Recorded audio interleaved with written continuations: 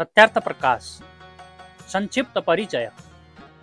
नवजागरणका पुरोधा स्वामी दयानन्द सरस्वतीको जन्म विक्रम सम्वत 1881 मा गुजरातको मौरवी राज्य अन्तर्गत टङ्कारा नामक गाउँमा एक सम्भ्रान्त औदिच्य सामवेदी तिवारी थरी ब्राह्मणका घरमा भएको थियो। पिताको नाम कृष्णजी तिवारी र माताको नाम अमृताबाई थियो। स्वामीजीको बाल्यकालको नाम मूलशङ्कर थियो। 21 वर्षको उमेरमा मूलशङ्करले संसारको विषय बन्धनमा नफस्ने दृढ अटोट गरी सदाका लागि घर छोडेर हिँड्नुभयो अमरताको खोजीमा। माता पिताले चाहेर पनि रोक्न सकेन। मूलशङ्करले केही दिनमा नै नैष्ठिक ब्रह्मचर्यको दीक्षा लिई ब्रह्मचारी शुद्ध चैतन्य नाम प्राप्त गर्नुभयो। अध्ययन तथा योगाभ्यासमा अहर्निश लागि पर्नुभयो। 24 वर्षको परिपूर्ण यौवन कालमा विद्वान सन्यासी स्वामी पूर्णानन्द सरस्वतीसँग विधिवत सन्यासको दीक्षा ग्रहण गरी नाम पाउनुभयो स्वामी दयानन्द सरस्वती। लगभग 7 फिट अग्लो गौरवर्ण सुन्दर मुखाकृति बलिष्ठ एवं आकर्षक शरीर थियो दयानन्दको। 36 वर्षको उमेरमा विक्रम सम्वत 1917 सालको कार्तिकमा एकजना 110 वर्षीय वयोवृद्ध सन्यासीसँग भेट भयो।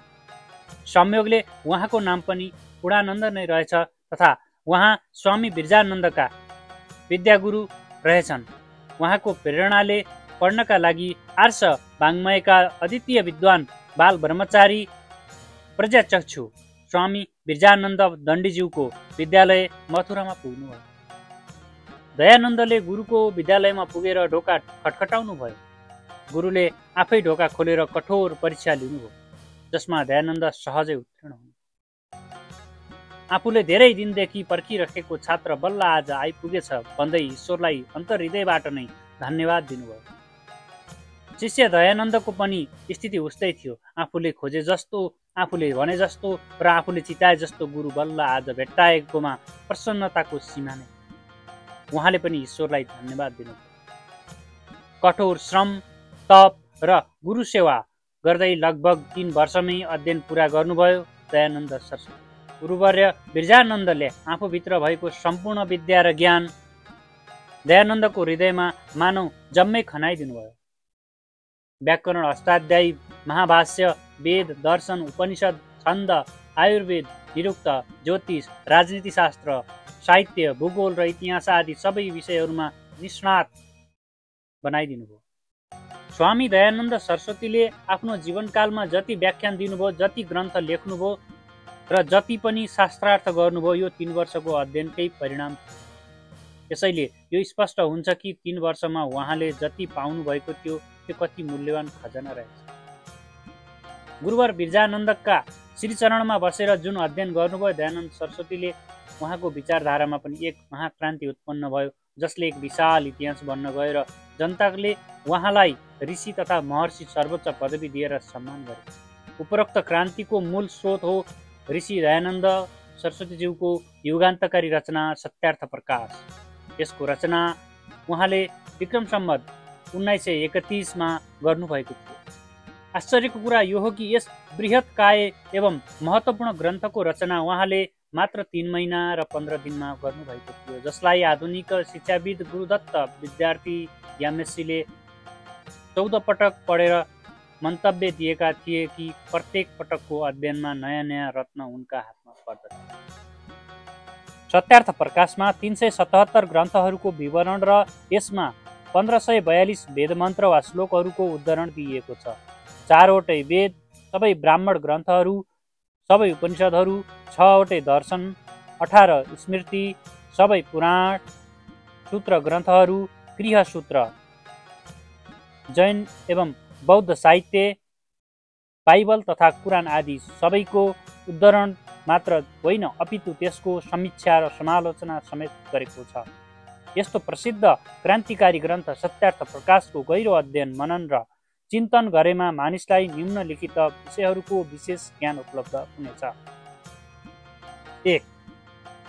ईश्वरको मुख्य नाम वा निज नाम ओमकारको यथार्थ ज्ञान हुनुको साथै उसका अन्य धेरै नामहरूको गहिरो ज्ञान हुन्छ र उसको वास्तविक स्वरूपको बोध हुन्छ। र उसका प्रति पूर्ण श्रद्धा, प्रेम, भक्ति र समर्पणको भाव उत्पन्न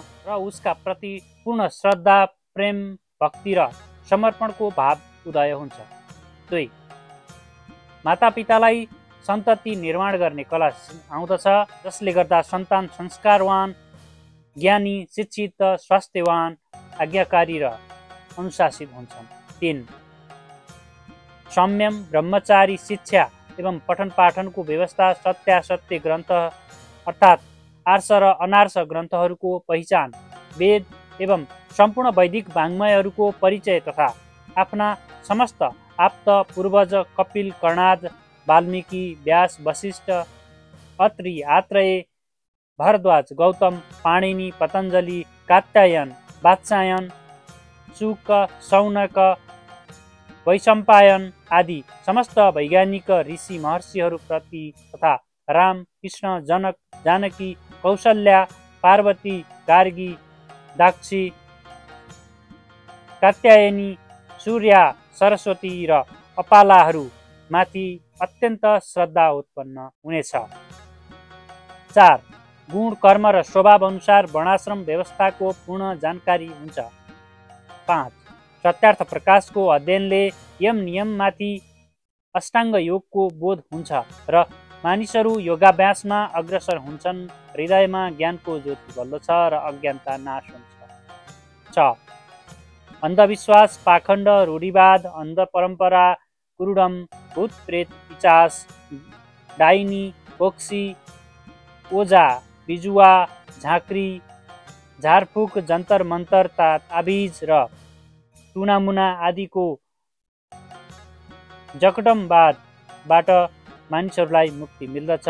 यस्ता भ्रमबाट बिउजाएर बुद्धिवादी वैज्ञानिक सोचतिर फर्काइन्छ। 7. त्रिपुण्ड, ऊर्ध्वपुण्ड, तिलक, छाप, कण्ठी, माला, एकादशी तिथिहरूको व्रत, उपवास, काश्यादि तीर्थ भ्रमण, गयामा पिण्डदान आदिको रहस्य उद्घाटन गराएर ऋषि महर्षि ब्रह्मवेत्ताहरूको आर्ष पद्धतितिर मोडिदिन्छ। 8. मानव जीवनका अपरिहार्य गर्भाधानदेखि मृत्यु पर्यन्त 16 संस्कारहरूको ज्ञान गराएर तिनका प्रति निष्ठा जगाइदिन्छ। 9. पञ्चमहायज्ञ, ब्रह्मयज्ञ, देवयज्ञ, पितृयज्ञ, बलिवैवस्व, देवयज्ञ र अतिथि यज्ञको ज्ञान हुन्छ तथा यज्ञ, हवन वा होमको वैज्ञानिक व्याख्या गरेर पर्यावरण तथा वायुमण्डल शुद्धिको र प्रदूषण मुक्तिको युक्ति सिकाइदिन्छ तथा पाञ्चायन, देवता पूजा, मातापिता, गुरु, आचार्य एवं पतिका लागि पत्नी र पत्नीका लागि पतिका प्रति सम्मान, सत्कार र श्रद्धा तथा प्रेमको सुन्दर परिभाषा सिकाइदिन्छ। 10. विवाहको रहस्य, गृहस्थ आश्रमको श्रेष्ठता र ज्येष्ठता, वानप्रस्थ र सन्यास आश्रमको महानताको जानकारी गराउँदछ। 11.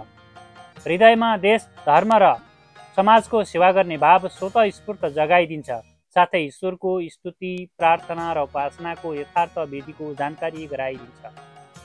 12. जगतको उत्पत्ति, स्थिति र प्रलय बारे जान्न सकिन्छ। 13. ईश्वर, जीव र प्रकृतिको प्रवाहदेखिको अनादित्वको रहस्य यथार्थ सम्झाइदिन्छ। ईश्वर, जीव अर्थात् जीवात्मा तथा प्रकृति, यी तीन सत्ता अनादि हुन्। यी तीनको न आदि छ न अन्त्य छ। यसलाई त्रैतवाद भनिन्छ र यसको पूर्णबोध हुन्छ। 14. देशभरि नै फैलिएका अनेक मत मतान्तर र सम्प्रदायहरूको रहस्य र सिद्धान्तको जानकारी हुन्छ, जसबाट धर्म र सम्प्रदायको भेद छुट्याउन सकिन्छ। 15. वैदिक संस्कृतिको महानताको परिदर्शन हुन्छ। प्रेम, एकता र समस्त प्राणीहरूलाई मित्रका आँखाले हेर्ने भावतरङ्ग मस्तिष्कमा उब्जिन्छ। 16. संयमित जीवन, आत्मिक र मानसिक बल प्राप्त हुन्छ, जसले गर्दा स्वावलम्बी, स्वाभिमानी र समृद्ध बन्ने प्रेरणा प्राप्त हुन्छ। 17. स्वदेश, स्वधर्म, स्वभाषा र स्वसंस्कृति प्रति गहिरो प्रेम जाग्दछ।